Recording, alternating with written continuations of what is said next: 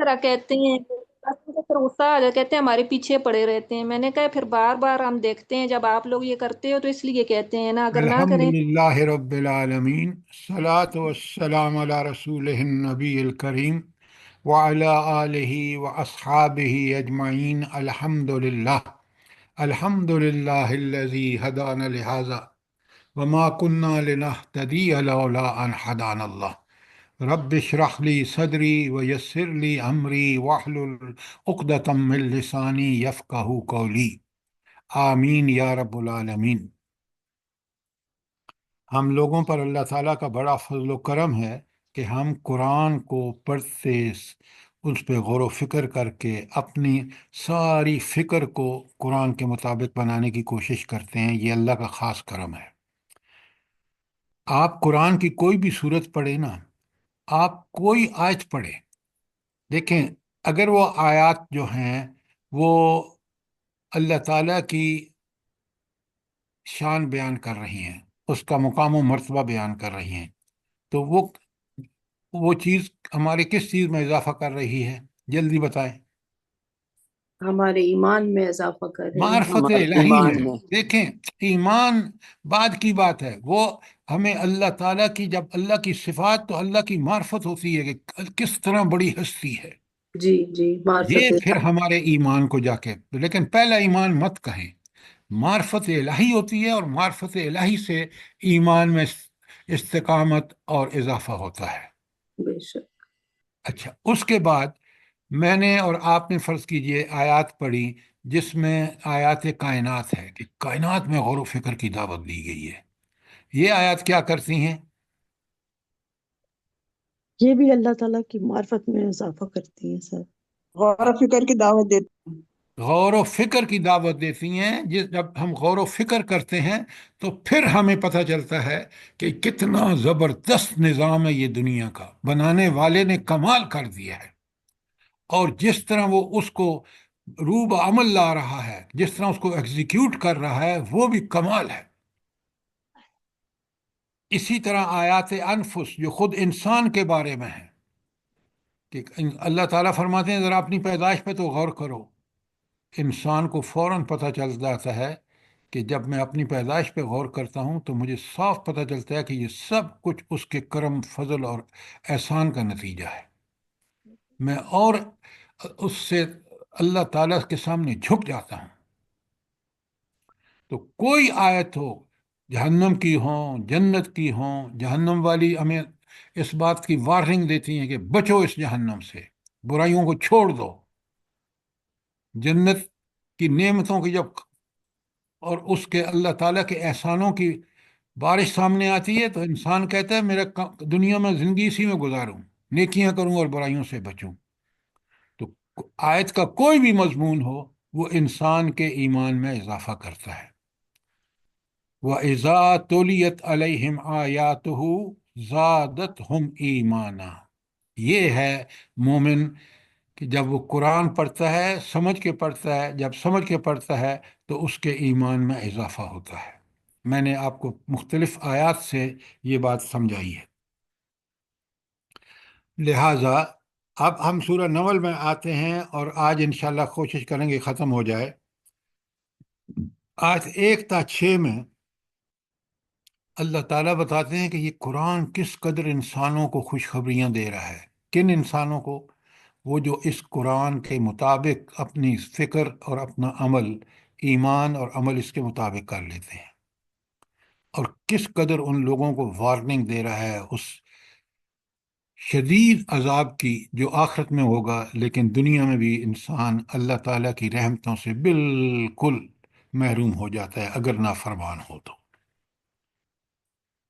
تو نبی کریم صلی اللہ علیہ وسلم دعوت دے رہے ہیں قرآن کے ذریعے، اور لوگوں کو چاہیے کہ اس کو ایکسیپٹ کریں۔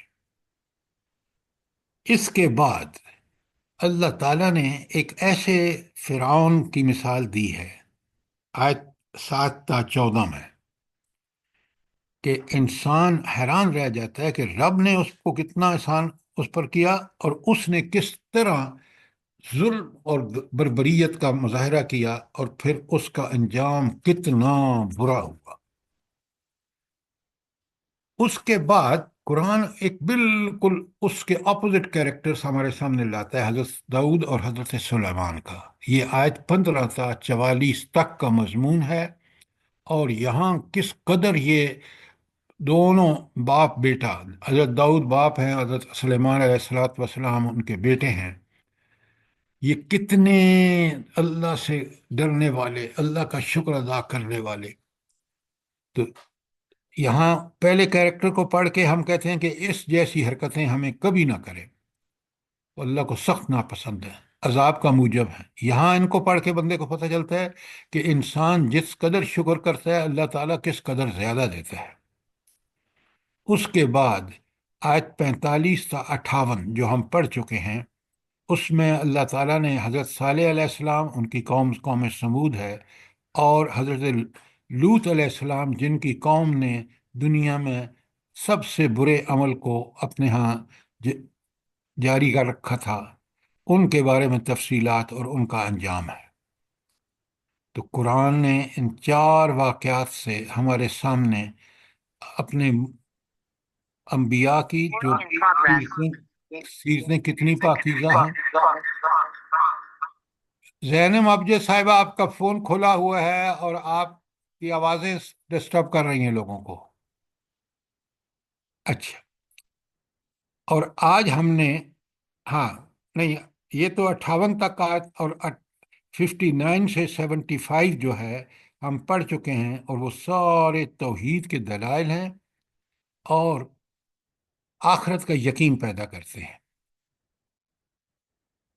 اچھا، آپ مجھے بتائیں، ماشاءاللہ آپ سب بڑے اچھے طالب علم ہیں قرآن کے، کہ سب سے بڑی دلیل جو ہے قرآن کی، جو قرآن نے بار بار بیان کی ہے، وہ توحید کی بھی دلیل ہے اور آخرت کی، وہ کیا ہے؟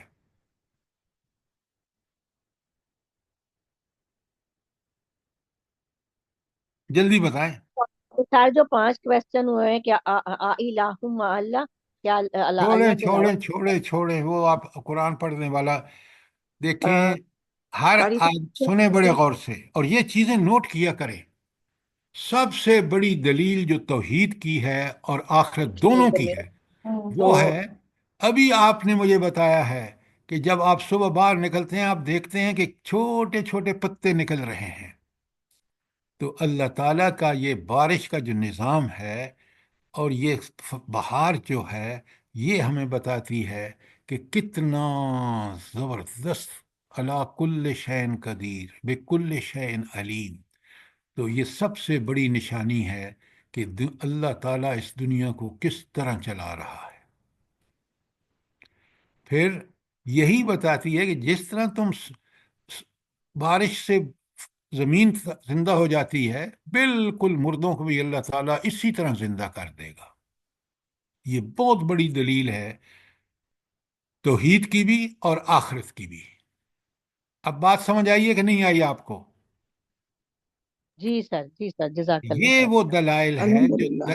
سنیں، اب دلیل کا سب سے بڑا فائدہ یہ ہوتا ہے نا کہ وہ دلیل جو اللہ تعالیٰ نے قرآن میں دی ہیں دلائل، اس سے ہمارے اندر بالکل یقین پیدا ہوتا ہے، اللہ تعالیٰ کا بھی اور آخرت کا بھی، اور پھر ہم اس کی ہر نافرمانی سے بچتے ہیں اور ہر حکم سے کی تعمیل کرتے ہیں۔ اچھا، یہ تو تھا جو اب تک ہم نے پڑھا اس کا خلاصہ۔ کوئی سوال آپ کا؟ آج ہم نے شروع کرنا ہے آیت 79 سے، میں 78 پڑھ دیتا ہوں۔ بسم اللہ الرحمن الرحیم، ان ربک یقضی بینہم بحکمہ، یقیناً تیرا رب ان لوگوں کے درمیان بھی اپنے حکم سے فیصلہ کر دے گا۔ وہو العزیز العلیم، اور وہ عزیز بھی ہے، سب غالب بھی ہے، العلیم، اور علم کا بھی وہی سرچشمہ ہے۔ اچھا، یہ 2 نام کیوں آئے ہیں اس چھوٹی سی آیت میں، العزیز اور العلیم؟ یہ آپ کو پتہ ہونا چاہیے۔ سر دیکھیں، فیصلے کا اختیار ہی اللہ کو ہے، اس لیے اللہ تعالیٰ زبردست اور رحیم ہے۔ صرف اختیار نہیں ہے، میڈم، اللہ العزیز ہے، سب پر غالب، باقی سب مغلوب. پوری مخلوق دیکھ لیں، ہر چیز اس کے حکم پہ چل رہی ہے، سوائے انسانوں اور جنوں کو تھوڑی سی آزادی دی ہے. تو اس کے فیصلے چاہے دنیا میں ہوں یا آخرت میں ہوں، وہ کیونکہ اللہ کل شین قدیر ہے، جس غالب کا مطلب کہ وہ سب پر غلبہ اس کا ہے. اور کیونکہ فیصلہ وہی ہستی ٹھیک کر سکتی ہے جس ہستی کا علم سب سے بڑھ کر ہو. علم کا بھی سرچشمہ وہی، اور العزیز بھی وہی. فیصلہ بھی ٹھیک کرے گا، نافذ بھی ٹھیک کرے گا. اب بات سمجھ آئی کہ نہیں آئی؟ جی سر، جزاک اللہ. اچھا، ذکیہ صاحبہ ذرا اپنے مائک کو بند کریں. اللہ کہتے ہیں، دیکھیں کتنی پیاری آیات ہیں، فتوکل علی اللہ، تو اس اللہ پر بھروسہ کرو، وہ جو اوپر فیصلے ٹھیک کرتا ہے کیونکہ وہ العزیز ہے، وہ فیصلے برحق کرتا ہے کیونکہ وہ العلیم ہے. لہذا فتوکل علی اللہ. کیوں؟ کوئی کام دنیا کے اندر اس کے حکم کے بغیر نہیں ہو سکتا. تو بھروسہ تو اس پہ ہونا چاہیے جس کے پاس طاقت، قدرت اور اختیار اور ٹھیک فیصلے کرنا ہے. انکا علی الحق المبین، انکا علی الحق المبین. اے نبی صلی اللہ علیہ وسلم، آپ صریح حق پر ہیں. یہ ہے نبی کریم صلی اللہ علیہ وسلم کو تسلی دینا کہ آپ بالکل وہی آ رہی ہے، آپ وہی کے مطابق عمل کر رہے ہیں.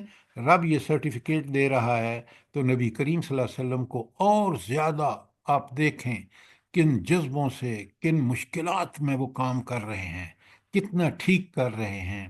اللہ تعالیٰ کہہ رہے کہ انکا علی الحق المبین. آپ تو زندگی کا چاہے فکر ہو یا عمل ہو، آپ بالکل ٹھیک اسی طرح چل رہے ہیں جس طرح اللہ تعالیٰ وہی بھیج رہا ہے. لہٰذا آپ ڈٹے رہیے، آپ یہ کام کرتے رہیے. کیوں کہ آپ حق مبین پر ہیں.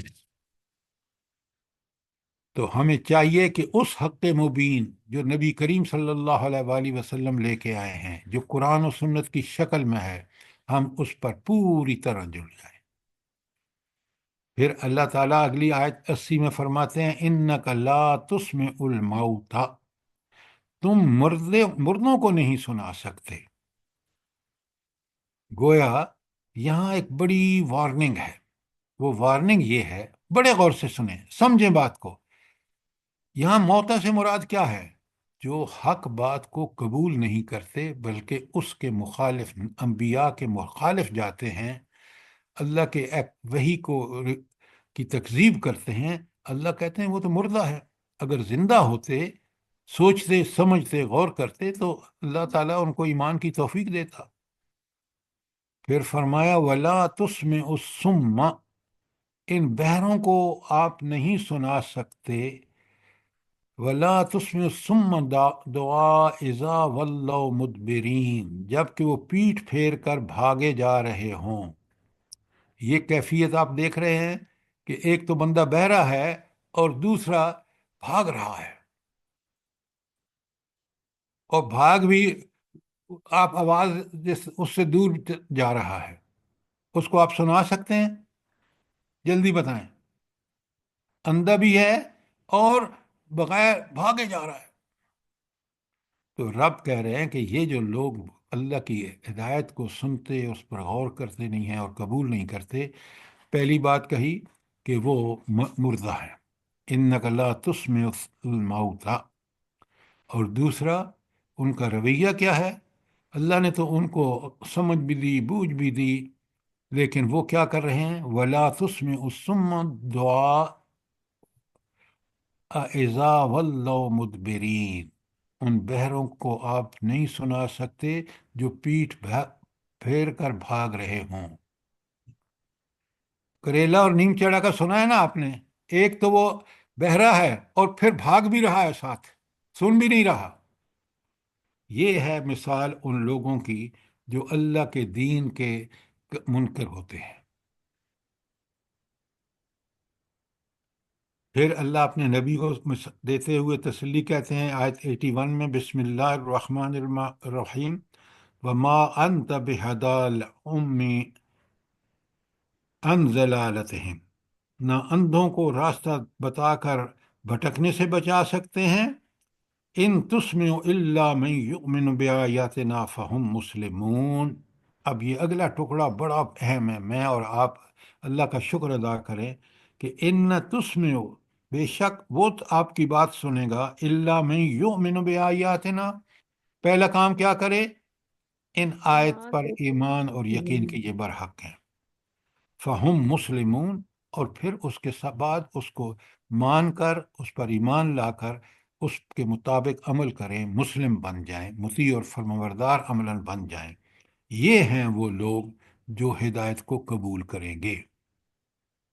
کون سے؟ نمبر 1 کہ وہ سن کر ان کو حق جان کر ایمان لے آئیں، اور ایمان لانے کے بعد صرف ایمان کافی نہیں ہے، اس کے ساتھ عمل بھی۔ یہ 2 کام کریں گے تو پھر یہ لوگ جو ہیں، یہ بے شک اللہ ان کو ہدایت بھی دے گا، توفیق بھی دے گا۔ لیکن جو اس انسان بے رخی برتے گا، پرواہ نہیں کرے گا، اس کا انجام اوپر دیکھ لیا آیت 80 میں بھی، اور اس کے 81 کے بھی ایک حصے میں، پہلے میں اور دوسرے میں ان کی نشانی بتا دی کہ جو ایمان لا کر عمل کریں گے وہی اللہ کے نیک بندے ہیں۔ کوئی سوال آیت 80 اور 81 میں؟ بہت اہم ہے، اس لیے کہ یہ ہدایت کی ساری شرطیں بتا رہی ہیں کہ کون ہدایت حاصل کرے گا اور کون نہیں کرے گا۔ اللہ تعالی ہمیں ان میں سے کر دے جو اللہ تعالیٰ کی ہدایت کو قبول کر کے اس پر عمل کرتے ہیں۔ آمین ثم آمین۔ اب ایک بات بڑی نوٹ کر لیں یہاں جو بڑی کلیئر ہے، کہ اللہ تعالیٰ ہاتھ پکڑ کر زبردستی سیدھے راستے پر کھینچ لانا اور گھسیٹ کر لے چلنا، یہ اللہ کا کام نہیں ہے۔ سر جی کتنی بڑی بات ہے کہ اب واقعی ایسا ہی ہوتا ہے جس طرح اللہ پاک کہہ رہے ہیں کہ مردوں کو نہیں سنا سکتے، تو اسی طرح بہروں کو ہم جو نہیں سننا چاہتے تو اس کو کیسے سنا سکتے ہیں؟ ہاں، لیکن ہم نے پھر آئے بھی، لا اکراہ فی الدین، کسی کو زبردستی نہیں انسان کر سکتا، لا سکتا۔ ہاں لیکن ہمیں یہ بات آپ کی بالکل ٹھیک ہے، لیکن اسی کے ساتھ اللہ تعالیٰ کہتے ہیں ادعو الی سبیل ربک بالحکمت والموعظۃ الحسنہ، کہ لوگوں کو اللہ کے راستے کی طرف بلاؤ بہت بہترین انداز میں نصیحت کرتے ہوئے، تاکہ وہ آپ کو اپنا ہمدرد جانے۔ تو قبول نہیں کرتا تو چھوڑ دیں آپ۔ اللہ تو اپنے نبی صلی اللہ علیہ وسلم سے بھی کہتا ہے کہ آپ ان کو ہدایت کریں، وہ آپ کا کام ہے، باقی نہیں مانتے تو آئیں گے میرے پاس ہی۔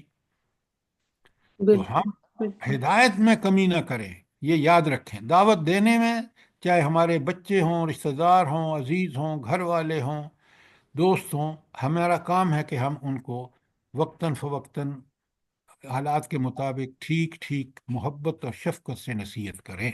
سر جی ہر دل پہ مختلف اثر ہوتا ہے نا، کوئی زیادہ بڑھ بڑھ کے کرتا ہے، جس کو اللہ جتنی توفیق دیتا ہے وہ اتنے آگے آگے نکلتا ہے۔ یہ بات آپ کی ٹھیک ہے، میں آپ کو ایک چیز بتاتا ہوں۔ دیکھیے، ایک بندہ جو خوشی ہنسی مذاق میں چل رہا ہے، اس کو آپ بتائیں گے تو اس ہنسی مذاق میں لے گا۔ اگر یہی بندہ بیمار ہو کے ہاسپٹل میں پڑا ہو اور آپ آ جائیں اس کی بیمار پرسی کے لیے، پھر آپ اس کو اللہ کا ذکر یاد دلائیں، یقین مانے وہ آپ کی بات کو سنے گا، سنے گا نہیں سنے گا؟ بالکل بالکل سنے گا، کہ تکلیف میں ہوگا تو ڈائریکٹ اثر ہوگا۔ ہاں، تو یہ ہے ادعو الی سبیل ربک بالحکمت والموعظۃ الحسنہ۔ حکمت اور بہترین نصیحت کا آپ ماحول ہوتا ہے جب آپ اس بندے کو کہیں، تو میں نے جیسے آپ کو بیمار کی تکلیف میں انسان ہے، جی تو اس لیے ہمیں اس بات کا پورا بھرپور فائدہ اٹھانا چاہیے۔ انشاءاللہ۔ اب سر جی ایک بات شیئر کرنی ہے۔ جی سر جی حکم۔ یہ پڑوس میں ہمارے ڈیتھ ہوئی نا، ایک اپاہج شخص تھا، وہ فوت ہو گیا۔ تو سر جی ہم لوگ بیٹھے ہوئے تھے تو ایک دم آدمی آنا شروع ہو گئے، اور بہت زیادہ آدمی اندر اکٹھے ہو گئے آ کے، اور ایک شخص نے وہاں کھڑے ہو کے سورہ ملک پڑھنا شروع کر دی، یعنی میت کے پاس کھڑے ہو کے۔ تو وہ میرے تو سمجھ آ رہی تھی تو رونگٹے کھڑے ہو رہے تھے کہ واقعی ایک دن ہم نے جانا ہے. تو وہ مردے کو اس طرح بھی سناتے ہیں قرآن. اس وقت کیا فائدہ سنانے کا؟ نہیں، یہ ان کا بڑا غلط طریقہ تھا. دیکھیں نا، اسی لیے وہ جو میں نے آیت پڑھی ہے نا آپ کے سامنے، سورہ اپنا 16 نمبر سورہ ہے، ادعو الی سبیل ربک بالحکمہ، حکمت کے ساتھ. اور یہ حکمت ہرگز نہیں ہے کہ وہاں آ کے آپ قرآن پڑھنا شروع کر دیں اور لوگ جمع ہو رہے ہیں تو نہیں. آپ وہاں آرام سے بیٹھیں اور پھر آرام سے ان لوگوں کو بتائیں، تاکہ ہنگامہ بھی نہ ہو کہ دیکھو یہ شخص چلا گیا نا، ایک دن ہمارا بھی کھاتہ بند ہو جائے گا، ہم بھی مر جائیں گے. اس کے بعد کے مراحل جو ہیں وہ اختصار کے ساتھ بتا دیں.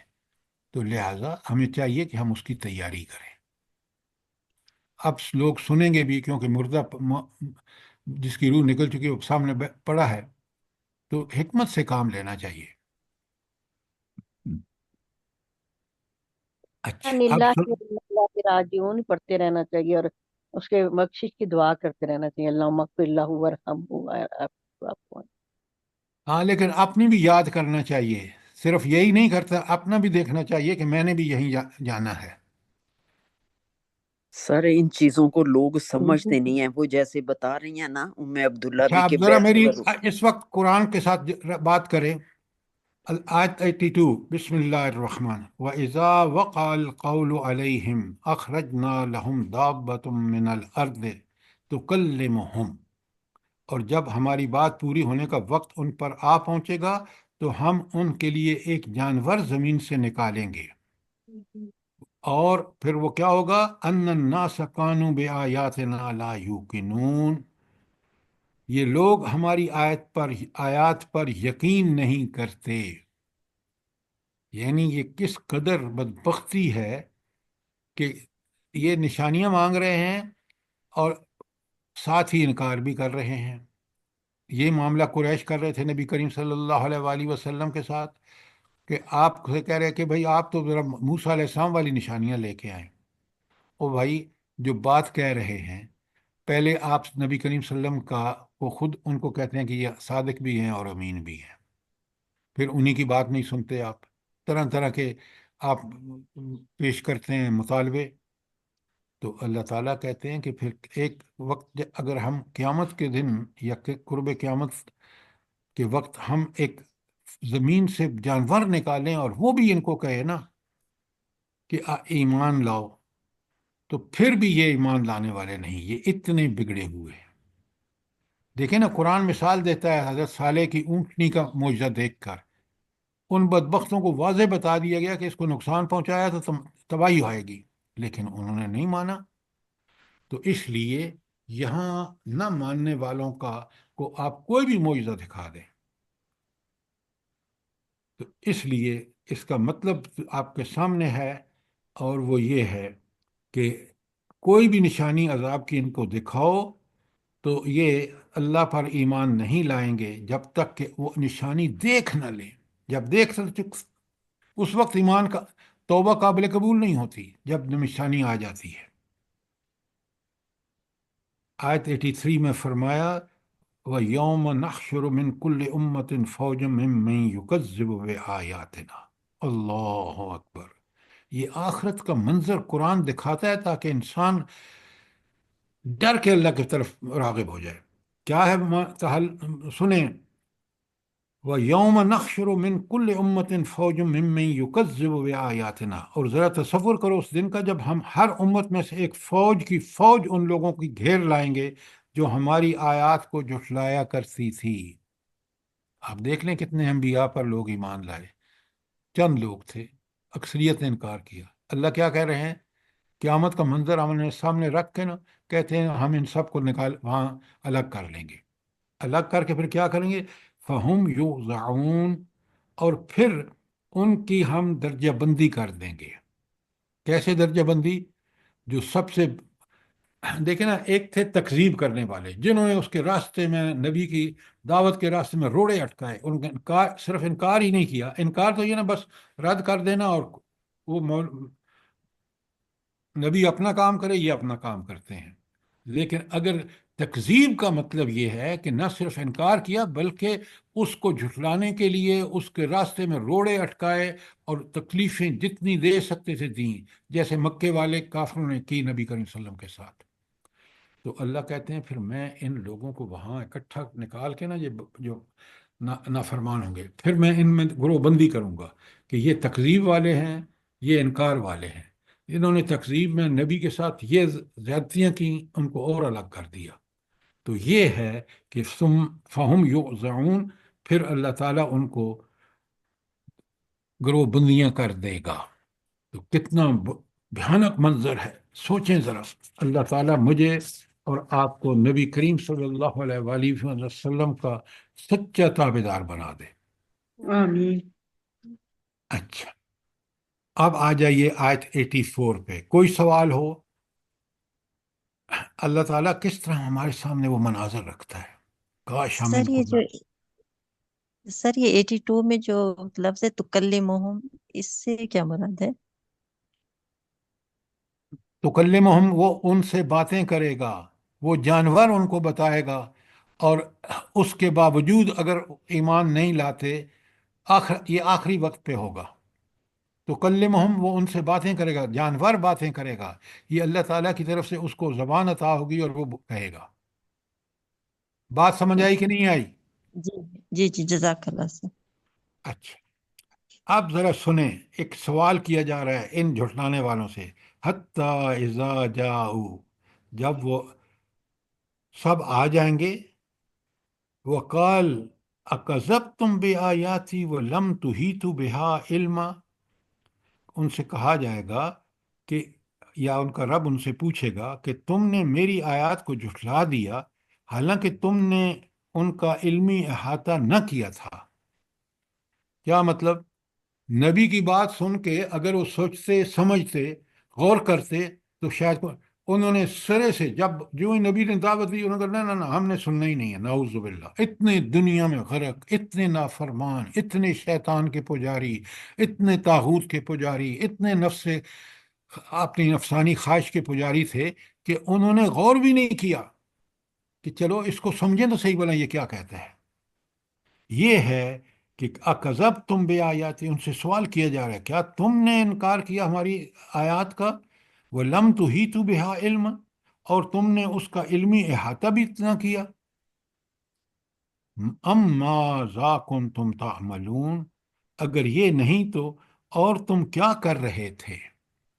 جب رب نے تمہیں عقل، سمجھ، ذرائع، وسائل دیے اور نبی نے بات کی تو آپ ان کو استعمال کرتے، اس تو استعمال کیا ہی نہیں اور انکار کر دیا۔ تو لہٰذا رب وہاں سوال کر رہا ہے اور وہاں جواب بڑا مشکل ہوگا، بڑا مشکل ہوگا۔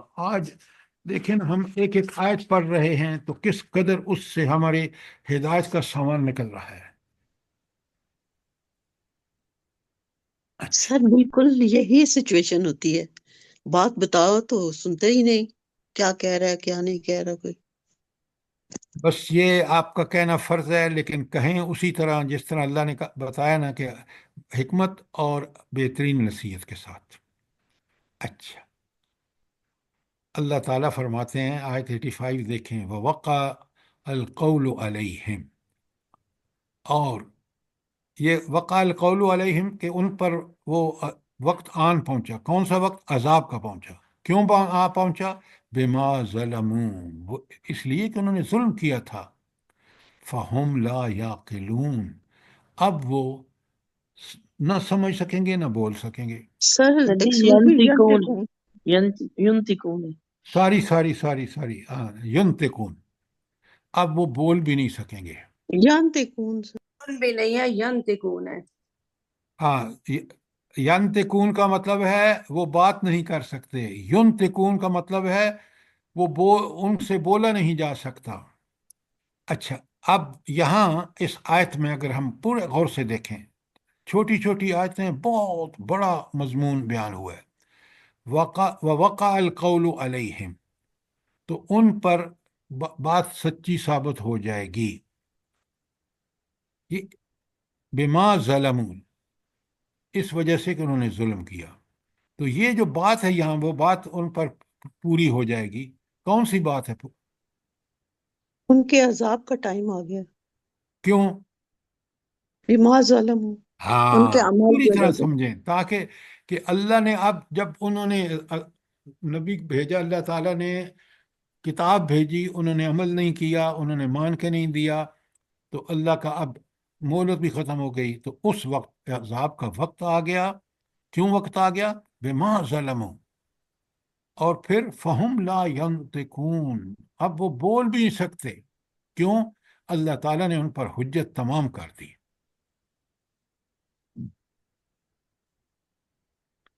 اچھا، پھر اب اللہ تعالیٰ نشانیاں بتا رہا ہے، ذرا غور تو کرو، سوچو.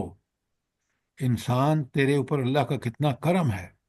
علم یرو، کیا کہ یہ سمجھتے نہیں ہیں؟ کیا یہ دیکھتے نہیں ہیں؟ ان جعلنا اللیل لیسکنوا فیہ، ہم نے رات بنائی تاکہ اس میں یہ آرام کریں. والنہار مبصرا، اور دن کو روشن بنایا. دن کو کیوں روشن بنایا؟ تاکہ اپنے دنیاوی کام کریں. آج کی تلاش کے لیے. اچھا، وجعلنا النہار معاشا. جی بالکل، دوسری جگہ یہی کہا، فرمایا. اچھا، اب دیکھیں یہ کتنی بڑی نشانی ہے. پوری کائنات میں دیکھ لیں، انسان یورپ میں ہو، افریقہ میں ہو، امریکہ میں ہو، ایشیا میں ہو، جہاں کہیں ہو، یہ دن اور رات میں کس قدر اللہ تعالیٰ نے رات کو آرام، تاکہ انسان پوری طرح فریش ہو جائے، سکون سے رات کو سوئے، اور صبح اٹھ کے اپنا بھرپور دنیا کا کام کرے، جس سے تاکہ اس کی زندگی کا کاروبار چلے. کتنی بڑی نشانی ہے. تو اللہ تعالیٰ کہتے ہیں کبھی تم نے غور نہیں کیا؟ ان فی ذالک لآیات، اس کے اندر بڑی نشانیاں ہیں، ایک نہیں کئی نشانیاں ہیں. لقوم یؤمنون، لیکن نشانیاں کس کے لیے ہیں؟ جو اس پہ ایمان رکھتے ہیں. ہاں، جو ایمان لائے، اللہ پر سچا پکا ایمان لائے گا، یہ سب نشانیاں اس کے لیے ہیں. اور اس کو پتہ چلے گا کہ یہ رب نے کیسے دن اور رات بنایا ہے.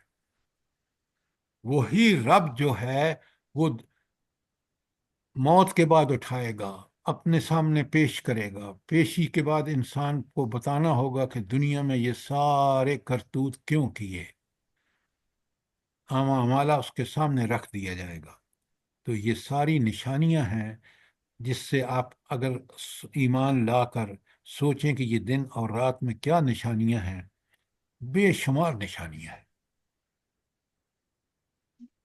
تو جس طرح تم ہر روز، ایک پہلو تو یہ ہے اس آیت میں کہ جس طرح تم ہر غور کرو تو تمہیں پتہ چلے گا کہ جس طرح تمہیں روز سو کے اٹھتے ہو، اسی طرح ایک دن قیامت بھی آئے گی اور تم سب کو اٹھا دیا جائے گا.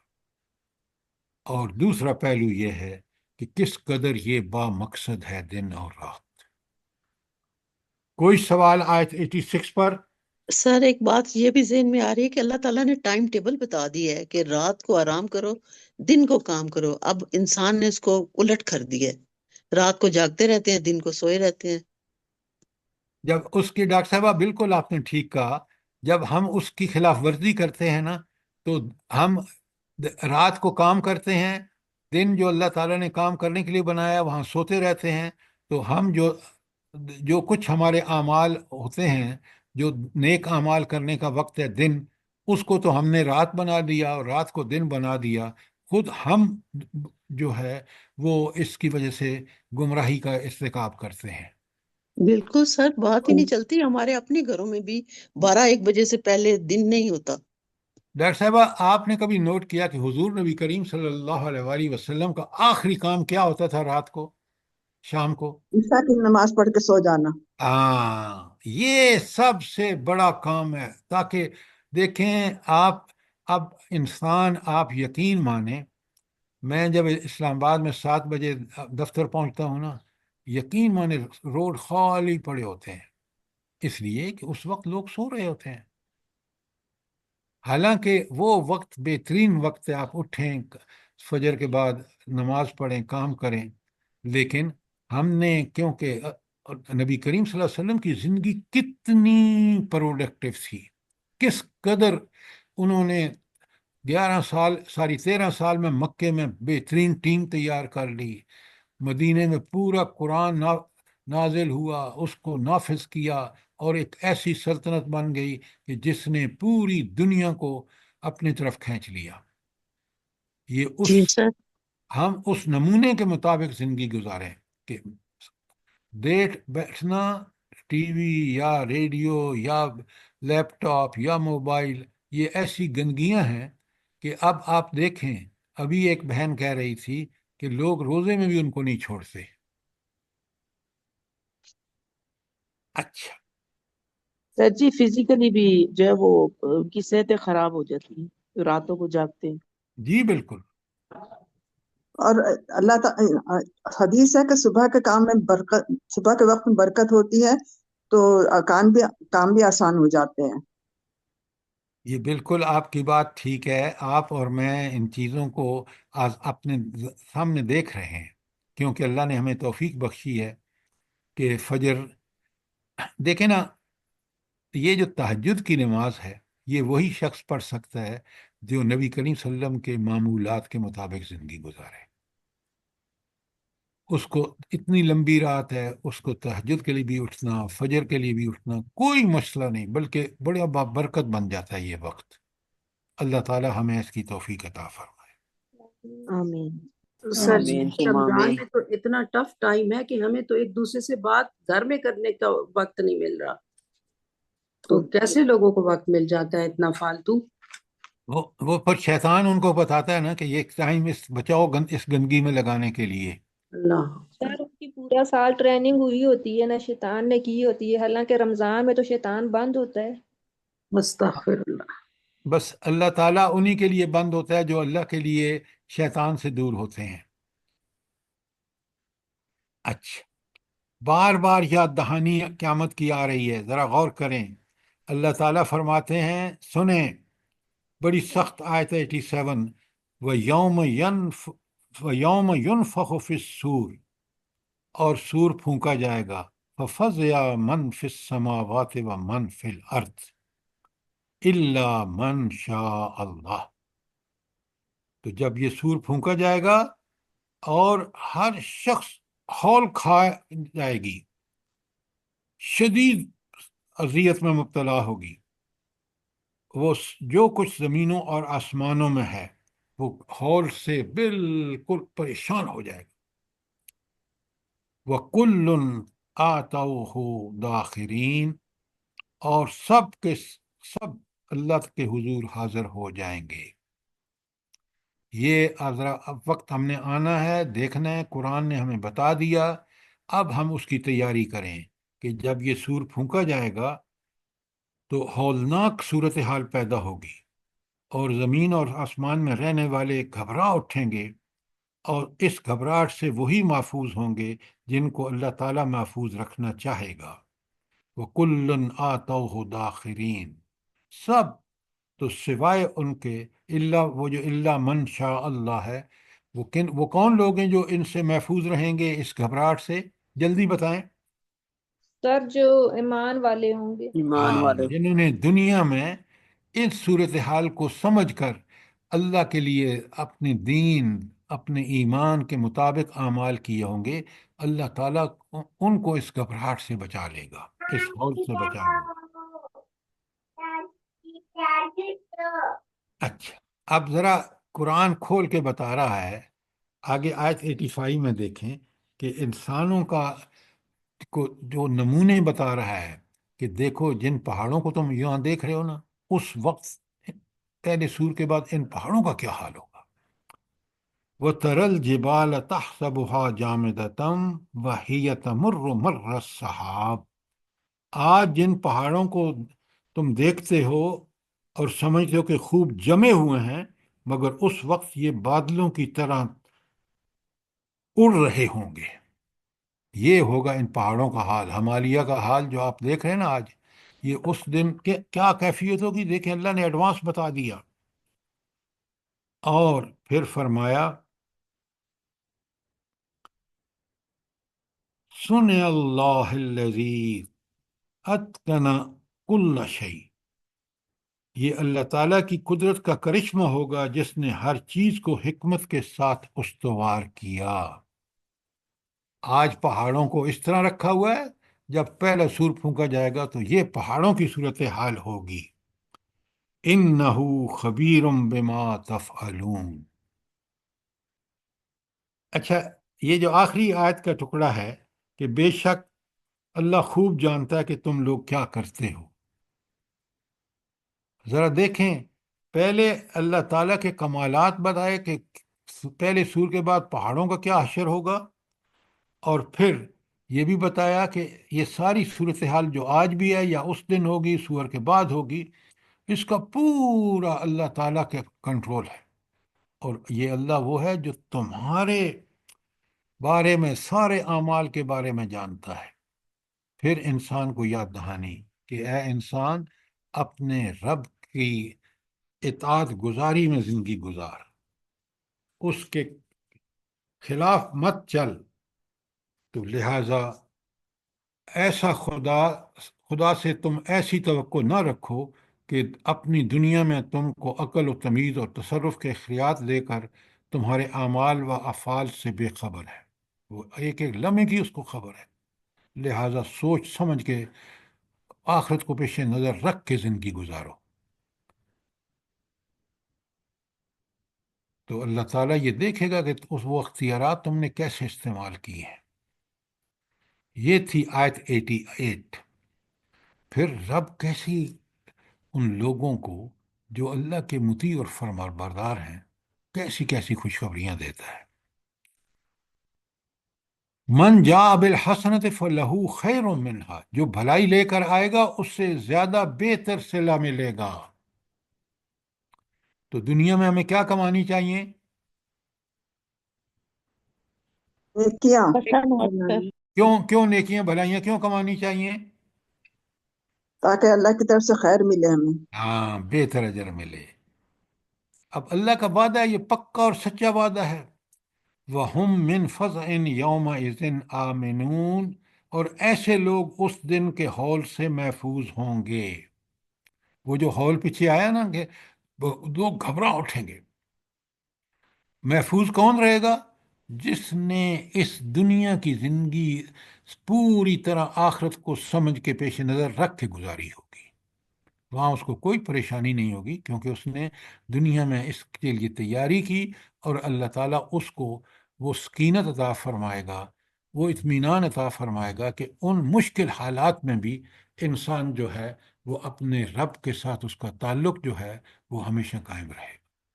اللہ تعالیٰ مجھے بھی اور آپ کو اسی کی توفیق عطا فرمائے۔ آمین یہ 87 میں جو اللہ من شاء آمین اللہ کہا گیا ہے، یہ وہی لوگ ہوں گے جو جو ہول سے محفوظ رہیں گے، کون جو لوگ حوصلے ہوں گے؟ سے جو نیکیاں لے ایک کے آئیں گے۔ تو اس لیے اللہ تعالیٰ کا جو حکم ہے اس کے پیش نظر رکھ کے، اور پھر بتایا، دیکھیں بالکل قرآن صاف صاف تقابل سے سمجھاتا ہے، وہ من جا بالسیئہ، اللہ اکبر، جو برائی لیے ہوئے آئے گا، فکبت وجوہہم فی النار، ایسے لوگ اوندھے منہ آگ میں پھینکے جائیں گے۔ یہ ہے قرآن کا انذار، اور پہلی آیت 89 میں قرآن کی تبشیر بشارت تھی۔ بشارت نیکوں کے لیے ہے اور بروں کے لیے۔ ومن جاء بالسیئہ، جو برائی لیے ہوئے آئے گا، فکبت وجوہہم فی النار، اوندے منہ آگ میں پھینکے جائیں گے۔ حل تجزون الا ما کنتم تعملون، کیا تم لوگوں کو اس کے سوا کوئی اور جزا پا سکتے ہو؟ جیسا کرو گے ویسا بھرو گے۔ نیکیاں کرو گے تو جنت کے مزے لوٹو گے، برائیاں کرو گے تو جہنم کی آگ میں جلو گے۔ کتنا لاجیکل اور کتنا صحیح فیصلہ ہے اللہ تعالیٰ کا۔ اللہم اجرنا من النار۔ آمین آمین آمین آمین، جزاک اللہ۔ اب حضور نبی کریم صلی اللہ، اب دیکھیں نا، یہ اللہ تعالیٰ کے اصول اوپر بیان ہوئے ہیں کہ فیصلے کی بنیاد کیا ہوگی، کتنی واضح بتا دیا گیا۔ اور اس امتحان جس کے ساری یہاں کامیابی اور ناکامی کے سارے مسائل واضح بتا دیے گئے، اب اللہ اپنے رسول صلی اللہ علیہ وسلم سے کہہ رہے ہیں انما امرت، اے نبی صلی اللہ علیہ وسلم ان سے کہو ان اعبد رب هذه البلدة الذي حرمها، مجھے تو حکم یہی دیا گیا ہے کہ اس شہر مکہ کے رب کی بندگی کروں جسے اس نے حرم بنایا۔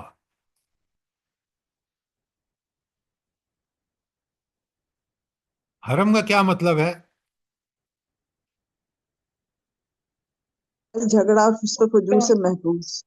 اب آپ کو پتہ ہونا چاہیے کہ نبی حضرت ابراہیم علیہ السلام نے کی دعا کے بعد یہ امن کی جگہ ہے۔ حرم کے باہر کتنی ہی بدامنی ہو، لیکن حرم کا جو علاقہ ہے اس میں کبھی بدامنی نہیں ہوگی۔ یہ اللہ تعالیٰ کا خاص فضل ہے، اور اسی لیے یہ حرم ہے کہ وہاں ہر قسم کا چین، سکون، اطمینان اس شخص کو، یعنی آپ یہاں دیکھیں کہ اگر کسی کے باپ کا قاتل بھی وہاں پہنچ جاتا تھا حرم میں تو وہ اس سے بدلہ نہیں لیتے تھے۔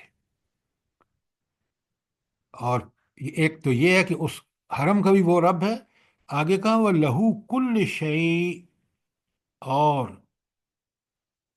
جو چیز ہے اس کا مالک بھی وہی ہے۔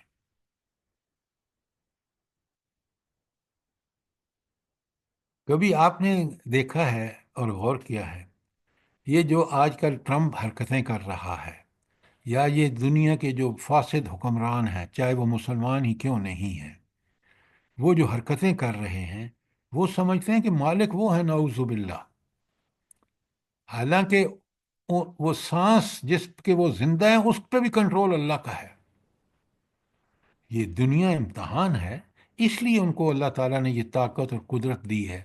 اور اس جو حکمران ابھی پیچھے پڑھ کے آئے ہیں اوپر آپ، کہ حضرت داؤد اور حضرت سلیمان علیہ السلام جو تھے وہ ہر چیز کو اللہ کی نعمت سمجھتے تھے۔ جب وہ بندہ اس کا رویہ کیا ہوتا ہے، اور فرعون جو بگڑا ہوا انسان ہے اس کا رویہ کیا ہوتا ہے، وہ آپ کے سامنے ہے۔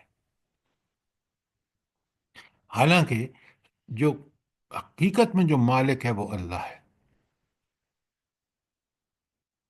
وَأُمِرْتُ، اور مجھے حکم دیا گیا ہے، کس نے حکم دیا ہے؟ اللہ نے، ان اکون من المسلمین، کہ میں تو فرما برداروں میں سے بن جاؤں، اللہ کا پکا سچا فرما بردار بن لوں، جس کا حکم دیا اس کو کروں، جلد از جلد کروں، اور جس سے منع کیا ہے اس سے رک جاؤں۔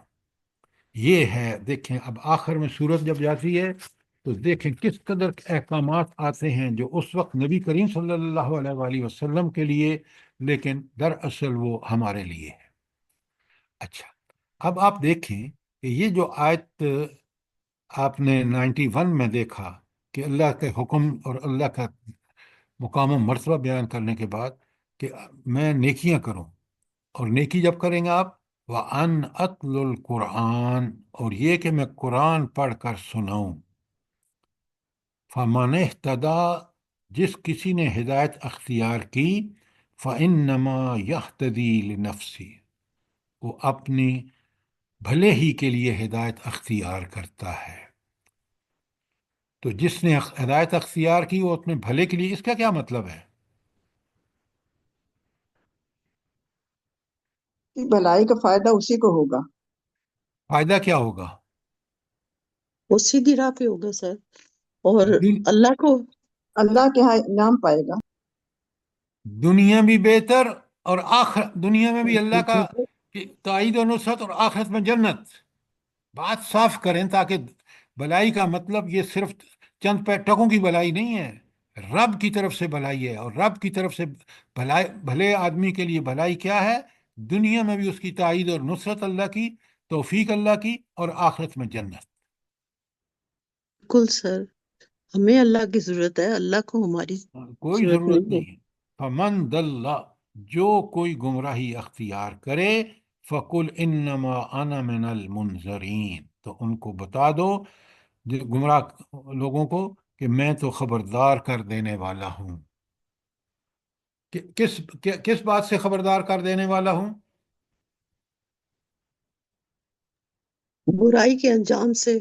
ہاں، برائی اور اس کے انجام سے. تو اللہ تعالی ہمیں ہر قسم کی برائی سے بچنے اور نیکی کرنے کی توفیق عطا فرمائے. آیت 91 میں کیا بات ہے، اللہ تعالیٰ فرماتے ہیں. اچھا، یہاں پہلے ایک چیز ذرا غور سے دیکھیں. آیت 92 میں اس میں سب سے اہم چیز کیا ہے بلا؟ جلدی بتائیں. فَإِنَّمَا يَهْتَدِي لِنَفْسِهِ. اتلو القرآن. ہاں، قرآن سمجھو پڑھیں گے تو ہدایت پائیں گے نا. آپ ذرا بات کو پوری طرح سمجھا کریں. ہدایت کب ملے گی؟ جب قرآن پڑھیں گے، قرآن سنیں گے، اس پہ غور کریں گے، اس کے مطابق زندگی ڈھالیں گے، پھر آپ ہدایت پہ ہوں گے. اور پھر ہدایت کی وجہ سے اللہ تعالیٰ آپ کی دنیا میں بھی حامی اور ناصر ہوگا، اور آخرت میں جنت عطا فرمائے گا. تو آیت کے اندر جو الفاظ اہم ہوتے ہیں ان کو پوری طرح سمجھیں تاکہ ہم بھی قرآن کی تلاوت کا حق ادا کریں. آیت اور 91 قرآن کو میں بھی ایسے پڑھیں جیسے اس وقت ہم پڑھ رہے ہیں، تو پھر فائدہ ہے. اصل میں تلاوت کا حق یہی ہے. آیت 93 میں وَقُلْ الْحَمْدُ لِلَّهِ الَّذِي ساری الحمد للہ کل الحمد للہ. اے نبی ان کو بتاؤ، ان سے کہو اللہ ہی سب تعریفوں کا حقدار ہے، مستحق ہے. اللہ ہی سارے شکر اللہ کے لیے ہیں. سنریہم آیات ہی ہم ان کو اپنی نشانیاں دکھائیں گے. فتعرفونہا اور وہ پہچان لیں گے. کیا پہچان لیں گے؟ کہ یہ حق ہے. اور وما ربک بغافل عما تعملون. اور اچھی طرح سن لو، کان کھول کے سن لو کہ جو بھی تم عمل کر رہے ہو اللہ دیکھ رہا ہے. اور جب تم پیش ہوگے اللہ کے سامنے، اس کو ایک اے ٹو زیڈ پتہ ہے کہ آپ نے فلاں عمل کیوں، کس نیت سے کیا. ادھر اعمال نامہ بھی تیار، گواہ بھی تیار، فرشتے بھی، اور پھر آپ کے ہاتھ پاؤں بھی تیار.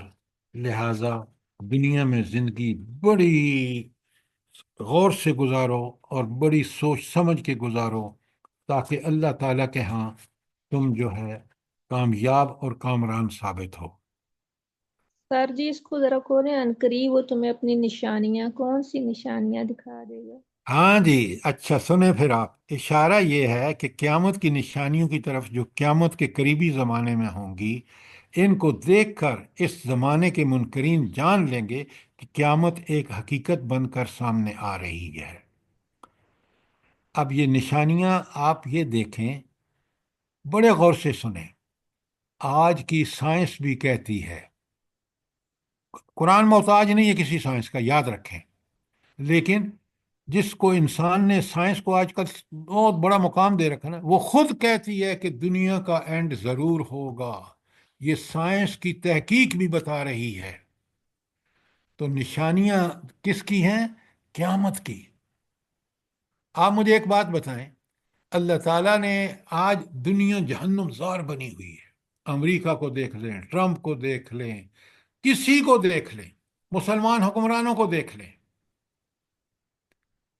ظہر الفساد فی البر والبحر، زمینوں سمندروں اور زمین میں فساد بھر چکا ہے. بِأَيْدِي النَّاسِ.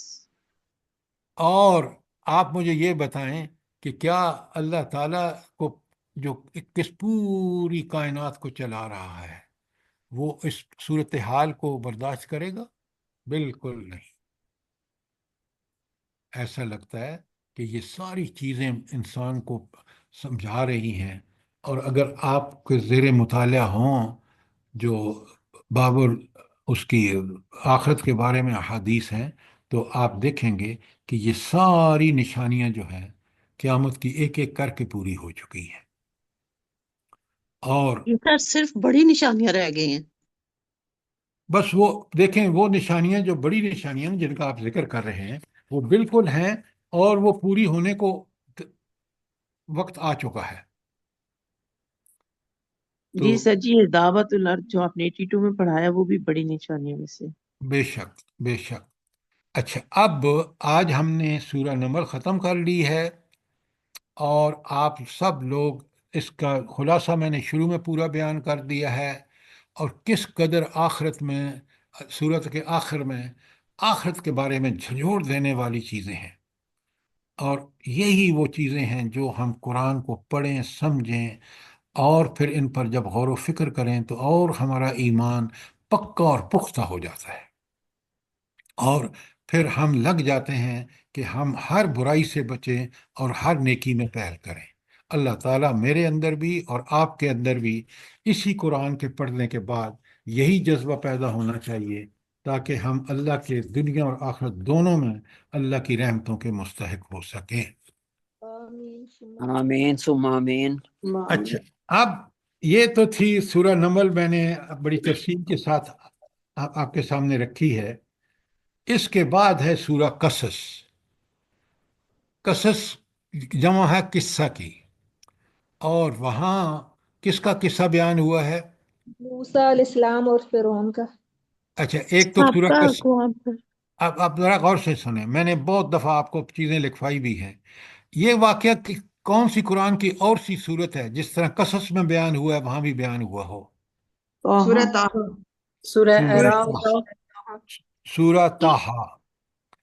باقی ساری صورتوں میں جہاں قوموں پر عذاب اور سرکش باغیوں کا ذکر ہے، چاہے وہ سورہ ہود ہو، چاہے سورہ آراف ہو، چاہے سورہ شعراء ہو، بہت ساری صورتوں میں اس کا ذکر ہے. لیکن یہ دو صورتیں جو ہیں، کل جو ہم نے شروع کرنی ہے سورہ قصص اور سورہ طٰہٰ، یہ دونوں کی دونوں جو ہیں یہ بڑی تفصیل سے ہمیں بتائیں گی کہ یہ واقعہ کیا ہے، حضرت موسیٰ کے بارے میں کیا تفصیل ہیں، اور پھر وہ پورا جنوں کا، ساری جادوگروں کا اور ان کا حضرت موسیٰ کے مقابلے کے حوالے سے.